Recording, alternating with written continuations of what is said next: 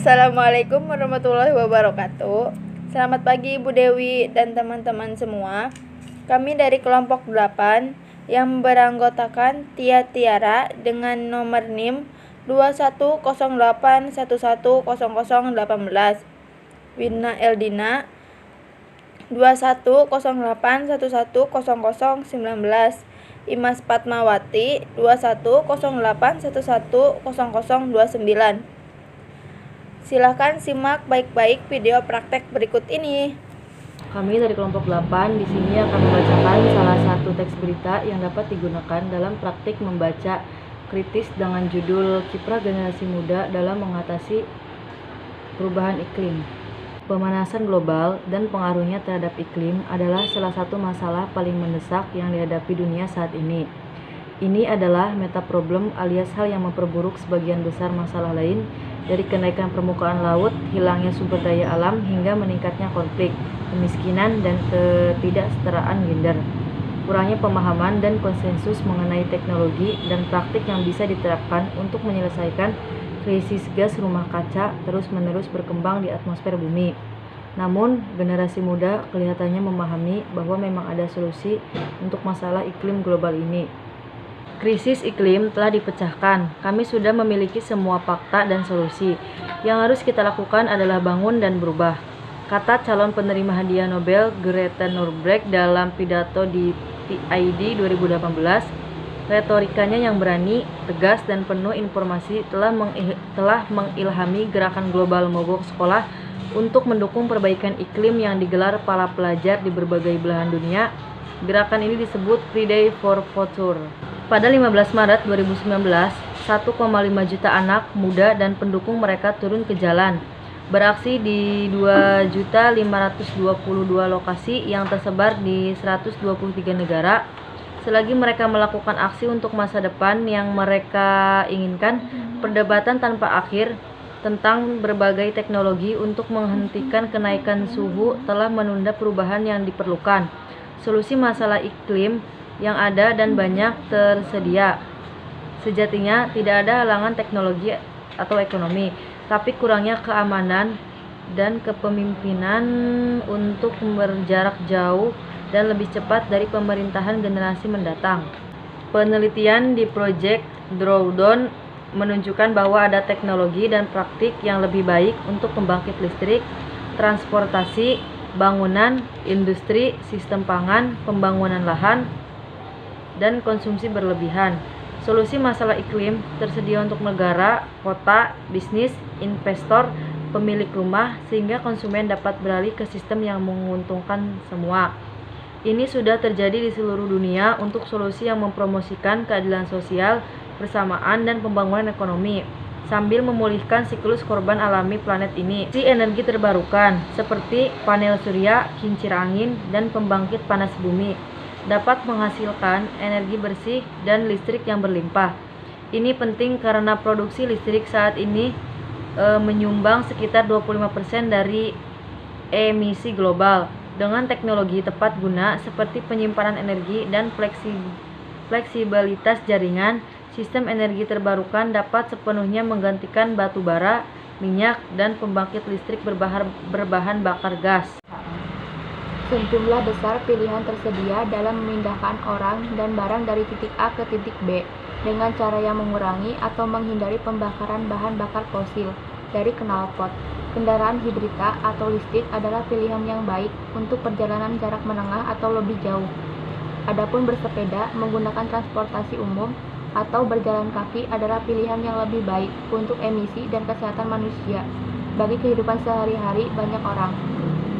Dengan mengurangi limbah makanan dan bergerak menuju pola makan nabati yang sehat, semua emisi dan energi ekstra yang terkait dengan produksi, pengolahan, pengemasan, distribusi, pemasakan, dan penguraian makanan yang tidak dimakan atau dikonsumsi berlebihan dapat dihindari. Mengadopsi praktik regeneratif pada lahan pertanian saat ini, padang rumput dan lahan rusak dapat memulihkan kesehatan dan kesuburan tanah, meningkatkan hasil, dan menyediakan bahan-bahan yang berlimpah tanpa merusak sistem alam.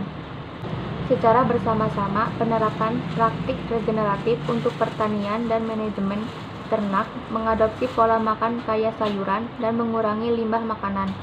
Lahan pertanian yang ada saat ini dapat menghasilkan cukup makanan untuk memberi makan populasi dunia yang tumbuh dari sekarang hingga tahun 2050 dan seterusnya. Mengambil tindakan untuk mengubah sistem pangan dari hulu hingga hilir dapat mencegah penebangan hutan untuk produksi pangan. Lahan pertanian yang ada saat ini cukup untuk menghasilkan biomasa guna memasok bahan baku untuk bahan lain, seperti bioplastik atau beton alternatif. Namun, untuk mencapai semua ini, setiap individu harus membuat keputusan yang berbeda setiap hari untuk menentukan apa yang diproduksi, dibeli, dan dikonsumsi.